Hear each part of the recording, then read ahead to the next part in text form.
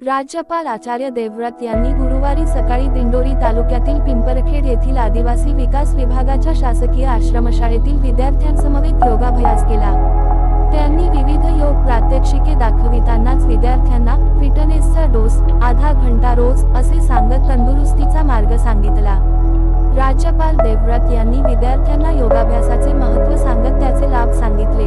ते म्हणाले, नियमितपणे योग केल्याने शरीर तंदुरुस्त आणि लवचिक राहते आणि सोबतच आपले आरोग्यही चांगले राहण्यास मदत होते। त्यामुळे प्रत्येकाने रोज किमान अर्धा तास योग प्रात्यक्षिके केली पाहिजेत। देवव्रत यांनी विद्यार्थ्यांसमवेत प्राणायाम, अनुलोम विलोम, सेटबंद, सर्वांगासन, वज्रासन, वक्रासन, मत्स्यासन, सूर्यनमस्कार, शशांकासन, योग मुद्रासन आदी आसने करीत विद्यार्थ्यांना योगासनांचे धडे दिले। ही सर्व आसने केल्याने मन शांत आणि निरोगी राहण्यास मदत होईल, असेही त्यांनी सांगितले।